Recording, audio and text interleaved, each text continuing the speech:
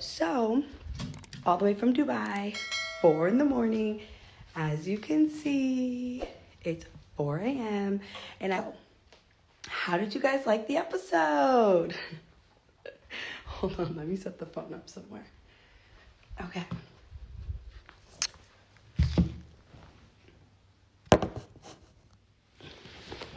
How did you guys like the episode? Now, I wanted to tap in with you guys because there's so much going on and I wanted to clear the air. Let me just make it very clear. Baddies ATL is number 1 on Zeus. It was just announced by the owner, Lemmy, if you go to Lemmy Plumber's page. So I want to just give a big thanks to Zeus. I want to give a big thanks to the cast, everyone that works up at Zeus for believing in the bad girls, bringing us back onto your network, number 1. Number 2, this was a new network that we were working with. Same as on Oxygen, the girls and knew that we were never ever allowed to have like makeup and hair, okay? But because we're a little bit more established at this point, I fought for the girls to have hair and makeup. We were told no, that we would only have hair and makeup for confessionals, like for our interview day, okay? And so I stressed to them, as long as you guys got COVID, the makeup artist had COVID tests handed to production, it would be okay to have hair and makeup come to the house. Joseline is not number 1. Hate to break it to you guys. And Joseline unfollowed me weeks and weeks ago. I'm just reading a comment because she knew we were going to be number 1. And I don't like poor sports. That was kind of a poor sport for me. You gave me shots on the yacht that day with Zeus when we did a little filming in Miami. You gave shots to the cast in Miami on our second trip for Ray J's birthday. And it's okay, sis. You can't compete where you don't compare. The baddies coming together is epic and no one can touch us. Doesn't matter where we go. VH1 girls, it just can't compare to the bad girls. Okay? Thanks. Now, let me get back to what I was saying. We are the number 1 show on Zeus. Lemmy Plumber has announced it. We were number 11 in the App Store 3 consecutive days in a row. Never been done before on Zeus. Highest rated premiere episode on a Sunday. Never been done. And all these shows come out on Sundays. Sundays are the days they drop all the shows. So basically, we're just number 1 across the board. In the nicest way to put it. And I'm not going to sugarcoat it. We're number 1. Thank you. Thank you, Lemmy, for giving us all of that love. And thank you to the bad girls who participated in this project. Now, also, we have a season 2 coming. If you haven't subscribed to Zeus, you have to support us because we have to continue to be number 1. And you need to go to the App Store right now and download the Zeus the Zeus app to watch our show. It's on Xbox. It's on all streaming platforms. Go get Zeus Network in the App Store. And episode 2 aired tonight. Now, I wanted to touch on that. The girls were pretty upset about this hair and makeup thing. And I made it very clear that we would be able to possibly have touch-ups, which was every day of filming, but full hair and glam, you had to pay for that yourself out of your own pocket. The network was not covering all of us getting hair and makeup. It was very clear from the beginning, okay? But we were able to get full glam, which I fought for the entire cast, for our confessionals, which are when we're talking to America. We never had that on Bad Girls Club. Oxygen never paid for us to have full glam and hair, even during our interview days, okay? Zeus, thank you so much for coming forward and at least taking care of that for us. Now, the whole makeup thing, okay? Day 1 was our photo shoot day. So day 1, we were able to have a little bit more like time to get ready, but they still were not covering our full hair and our makeup, just touch-ups. Now, I booked hair and makeup while we were filming for certain days, for whatever we were doing, whatever we were going out to host a club, whatever it was.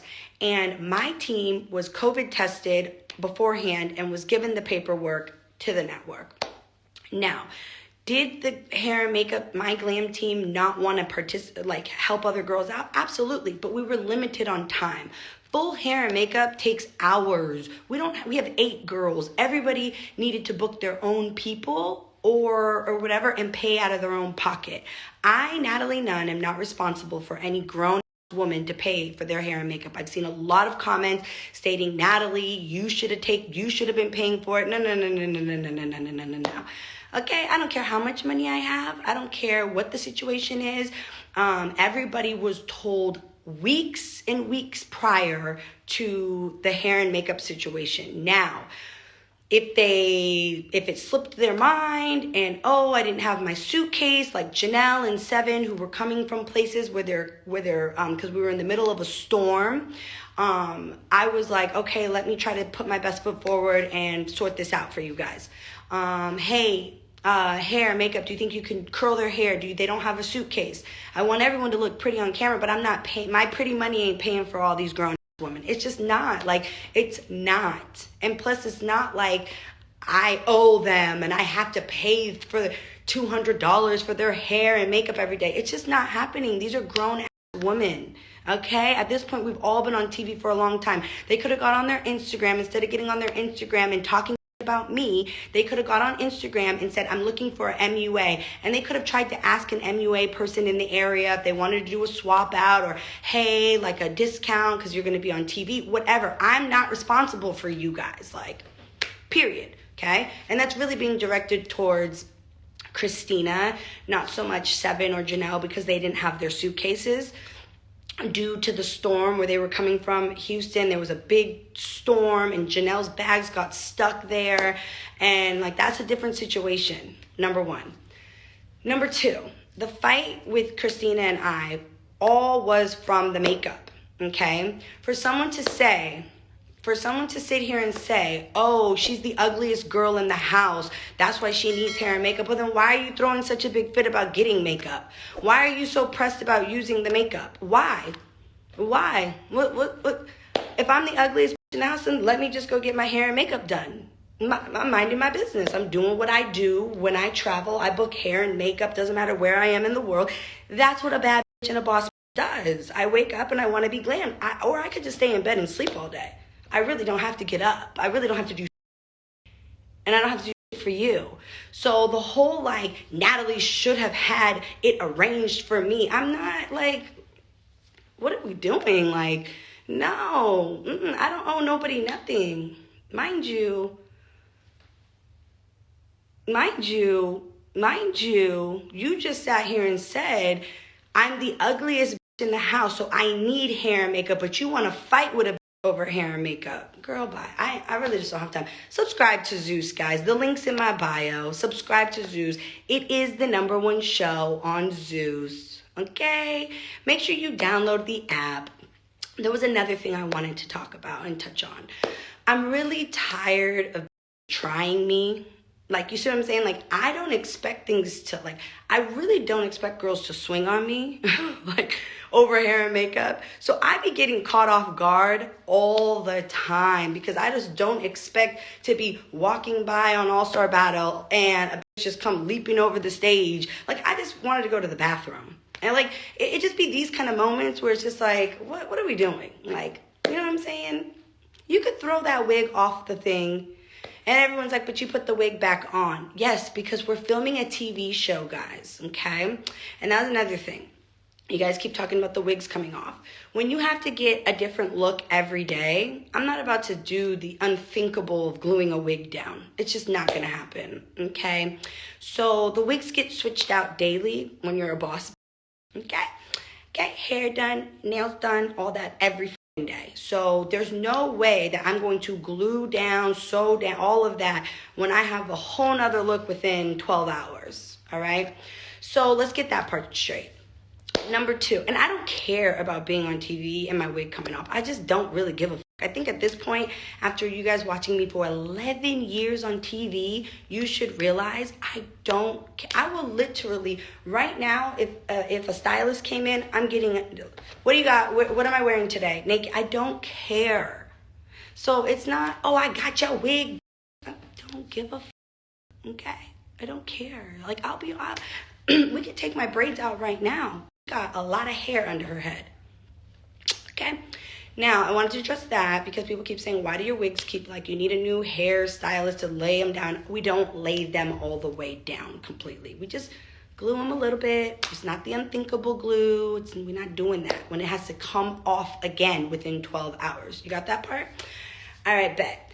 Now, the fight with me and Christina, there was a lot of entitlement going on here. A lot of, like, people thinking that they ran the show, which even me, being an executive producer, I was overly stepping down from that title because I wanted it all to feel like everybody was, like, you know, across the board equal, or felt like great about walking in the house. I was not ever like, I'm the EP, you gotta do what I'm telling you to do. Ain't no hair and makeup free. No. It was very clear. There was no hair and makeup except for the days that we did interviews, which I had to fight for. Never in the history of Bad Girls Club or any of the projects, even when I was on Celebrity Big Brother in London, did they provide hair and makeup. Never are they covering that. Okay, let's make that very clear.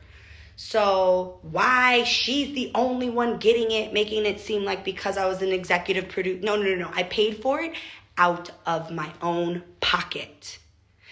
Another thing, my sis Tanisha, she was in a whole nother house, but she had full hair, full glam, stylist and everything else, but we don't really see that. So the girls just kept coming for me about the hair and makeup, but Tanisha was getting full hair and glam and makeup too, because she was paying for it out of her own pocket.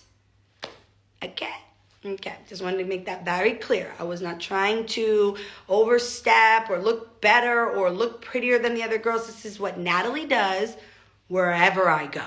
Cameras or no cameras, I am booking hair and makeup because I, Natalie, can do that. Okay? And the comment about, oh, she needs it because she's the ugliest girl in the house, so be it. Whatever you want to say, sweetheart. But you were definitely fighting over hair and makeup. So if you're so beautiful, what the f*** are you arguing and fighting for the hair and makeup for? Okay? So let's just and then let's talk about the episode. Let's get into the episode. Let's get into it because it's 4 a.m. and I have an excursion in a few hours. So I'm just going to get right into it right now. Episode 1, there was a lot of arguing and yelling. I promise you guys as the episodes go on, it's not all arguing and yelling, okay? People simmer the down a little bit. Let's say that. People start simmering the down. But yes, it was a lot of commotion. This was the second day after day 1 of us moving in. And day 2 was just a lot of tension. I don't know if people wake up mad every morning, but I wake up and I'm in hair, makeup, glam, and I'm just happy to be alive. Okay? Happy. New day, everyone's smiling, laughing, whatever. So, it started off with, Janelle really couldn't get ready for the day at all because she had no bags. She didn't even have a change of clothes. So we're trying to sort that out for her too. And hair and makeup. And Seven as well didn't have her bag. But she had a bag that she carried onto the plane, a carry-on bag that had some stuff in it. So let's see. There was a few other things I saw on Twitter. There was the meeting. We called a meeting in the kitchen, and Tanisha was called over to the house from her house that she was staying at, which was right down the road. And Tanisha came, and it was just mayhem. And I don't know if girls thought they were going to try to divide it up even more, put a little more fuel to the fire, start more, because now you got both the EPs in the kitchen at the same time, and we're still not really seeing eye to eye, Tanisha and I, so it was just kind of craziness. But at the end of the day, Tanisha and I we're here at the show to try to get everyone to come together to get a bag and to make money. So the nonsense and everyone over yelling and screaming and being weird in the kitchen and making Jumanji noises and whatever the was going on or whatever they were doing, it's just a little bit much, okay? It's just a bit much. It gets a little old too when we are honestly fighting over dumb petty. Now the Sydney and Judy fight, let me clear that up too. I was under the impression that Sydney and Judy were very good friends. They lived in Chicago together. They used to go out all the time together. They were always like in clips, like with each other, randomly on Instagram, whatever. So I thought they were friends. So we had 8 girls in the house, and we only had so many rooms on the floor. The other rooms were not available for us. It was for production, which were rooms that were behind the scene, which where the camera crews, equipment was, they were off limit. So what I was told was that we could only use these rooms. So I figured, okay, Sydney and Judy are good friends. I mean, I had already promised Janelle her own room. I already promised Seven her own room. Sarah, and then Christina got a room. And I was just kind of like, okay, listen, like, you guys are friends, so me and Sarah slept in the bed together multiple nights. Seven and Janelle slept in the bed with each other multiple nights. We really could have sat down and said, okay, maybe you could just take Janelle's room, or hey, one of you guys could take the other girl's room. But it was so much commotion continuously going on and fighting over dumb stuff. It was ridiculous. Now, wait for a few episodes, because this does come up where I say, all right, I'm tired of the bickering and the fighting between Judy and Sydney. This is what we're going to do, and that's coming about the room situation. So you guys are going to have to tune in for that, because that becomes a whole nother thing. But I tried to work it out where they were able to have their own rooms. Sydney and Judy's fight on episode 1 was absolutely ridiculous. For me, going back 11 years, which is a very long time, and arguing and fighting with Kate on my season, and the racist things that she was saying, and then her being a Republican and always saying Republican little jabs towards me, I ended up on my season like spitting on her. And still to this day, I apologize to Kate, I don't apologize to her still, but I have apologized to her in the past. And that's one thing that I would take back. Like, spitting is not okay. Spitting is not cool. And, I've grown and learned from that. So when Judy spit on Sydney on this season, I'm like, okay. It kind of hit a trigger in me, because 1, it's just not cool.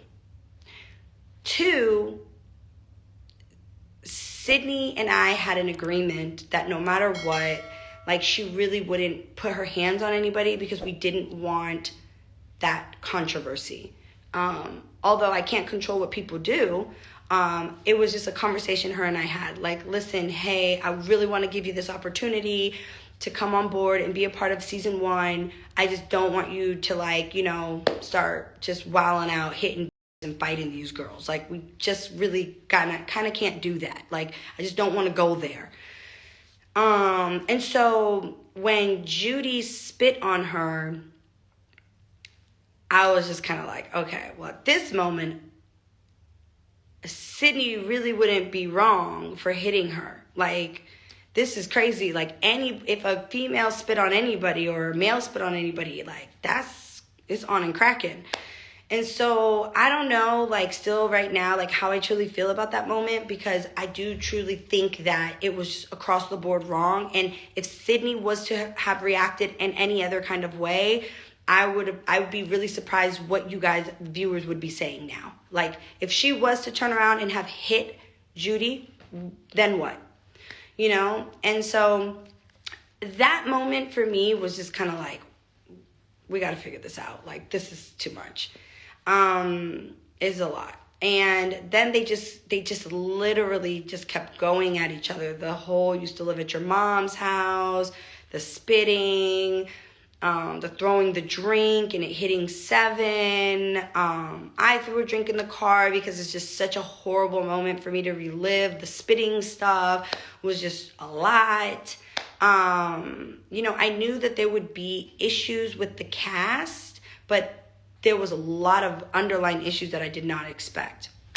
But the good thing is that you guys have been so loyal. We have a season 2 coming. I'm super excited about season 2. There will be a shakeup in so many ways. So you guys will have to kind of stay in the loop of that. A little shakeup, okay? We have a reunion. I'm kind of tired of, like, the girls just kind of coming for me in any kind of weird way. I'm always the villain. I'm always the bad guy. And it just really does get kind of old. I felt like the opportunity for all of us to come back on Zeus was just like epic.